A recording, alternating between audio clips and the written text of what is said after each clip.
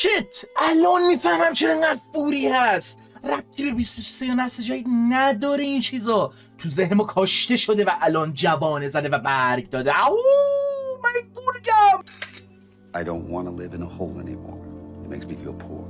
We are poor, but we're happy. Come see, come ça. Anyway, the views are better above ground.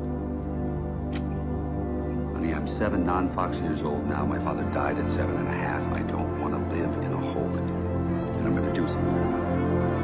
ما فقیر، حیوان و هر چه که هستیم همونطوری باید به بقا ادامه بدیم. این بار اولی نیستش که مثل فانتاستیک فاکس رو میبینم، ولی به خاطر اینکه بعد از فاکینگ 10 سال اثر رو دوباره تجربه کردم و توی این بازی خیلی اتفاق افتاده، میتونم بگم این ویدیو هم فرست ایمپرشن آشغالمتر نیست، ان بعدن. و بارها هم گفتم معمولا چیزی رو دوباره نگاه نمیکنم، حداقل تا پارسال واقعا همین بود. چی رو دوباره نگاه نکرده بودم. هدفم بود یه سری چیزا رو به خصوص دوباره ببینم، ولی اگه به تازگی دیده باشم که اصلا دوباره نمیبینم. کلا میدونید حالت به خصوصی هست که بخوام این کارو بکنم، اما در کنارش انقدر دلیل هست برای ندیدن که من این کارو نمیکنم. و یه حسی هست که میبینی چیزی که قبلا دوست داشتی الان دوست نداری، یا به اون خوبی که فکر میکردی نیست.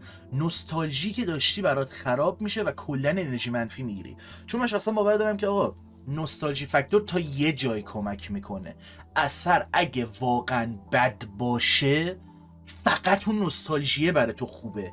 اثر مگر نه همه جوره برای تو بد میشه، مگه دیگه خودت کمک کنی همینجوری اثر رو خوب بخوای نشون بدی به خاطر حسی که میگرفتی. سر این قضیه حالا بمونه یه ویدیو دیگه راجع به نوستالژی فاکتور، تاثیرایی که میذارن و اینکه جدای از نوستالژی فاکتور شما یه بار دیگه بری سراغ اثر بد باشه، خب واقعا بد. اما اون انرژی منفی رو گفتم، برعکسش فوق العاده است. من به مرور یکی از هدفام اینه چیزایی که از یک زمان مشخص، حالا شما بگو حتی 2 سال پیش دیدم، به قبل رو دوباره نگاه کنم، حتی اگر که تجربه بدی باشه، یا ببینم چقدر بد اون اثر رو نگاه کردم. و چند تایی هم که الان دیدم بخوام حالا راجبشون صحبت کنم. مثلا همین هیرو، چیزی که اون موقع صرفا دوست داشتم اما کامل درک نمی‌کردم، یا همین الان مستر فاکس که اون موقع دوست داشتم، فکر می‌کردم عالیه و الان می‌بینم نه تنها عالیه، باز هم با گذر زمان و همون دید، بلکه با دیدهای گسترده تر و متفاوت تر که به اثر نگاه میکنم حتی بهتر هم میشه یک سری جاها. He doesn't seem to know. I have a phobia of wolves.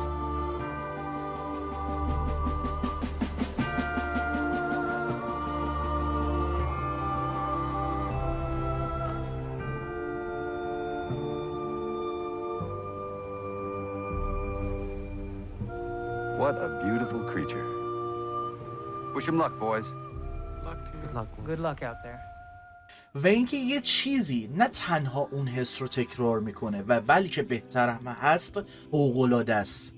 و دلم میخواست راجع به این قضیه صحبت کنم، حالا به بهونه مستر فاکس، چون راجع به اثر چی میشه گفت؟ از استاپ موشنی که دیگه ترندش خوابیده و شاید یک سری ایندیویژوال ها رو ببینیم که انجام میدن و مشخصا تو اون سطح نیست، یا الگوریتمی که ازش خیلی جا متنفرم، خیلی ساده است، خیلی بد میتونه اجرا بشه و در این حال هنوز تاثیرگذاره. منظورم سرعت و پیسینگ اثره، سرعتی که درش طنز هست، صحبتایی که میخواد ازش سریع رد بشه اما مهمترین هاست، یا کندی که درش احساسات هست. بعضی موقع اونقدر چیز عمیقی نیست، صرفا یه وایبه، همین یه وایب زیبا که کارگردان اینو توی این اثر حداقل خیلی خوب در میاره. جدی که نیست. و بهونه‌ای که برای خوب بودن این اثر میشه آورد یا اهمیت ندادنش به یک سری چیزها، اثر شخصی فلانه بیساره، برای اثرهای بد هم میشه آورد، ولی کلا بذاریم صحبتش باشه برای بد، مخصوصا از تنهایی که اثر میندازه تا کارهایی که میکنه، دیالوگ، کارگردانی، همه چی. اگه هنوز ندیدید حتما ببینید، مخصوصا اگر از این میترسید که نوستالژیتون خراب شه. باید بگم که خیر، بهترم میشه. و آره کلا یه سری چیزا هستش که بیشتر میشه راجع بهش صحبت کرد، چه از خود اثر، چه چیزایی که بهش اشاره کردم، چه چیزایی که خود اثر اشاره میکنه به چیزایی که طعنه میزنه و اشاره میکنه، چه این که گفتم از همون بهونه‌ها میشه استفاده کرد و حتی از اثرهای بد دفاع کرد، چرا که نه. ولی خب اون میمونه برای یه ویدیو دیگه که اونجا بتونم از مستر فاکس کمک بگیرم، نه اینکه حالا ویدیو مستر فاکس رو برم سراغ اون موضوع. و آره در کل هنوز اثر حال خوب کنیه، خوش میگذره و واقعا راجع به این سطحی زندگی کردن، توی فقارت زندگی کردن، بقا هم حرف خوبی رو برای گفتن داره. همین دیگه، شب و روزگارتون خوش. To our survival.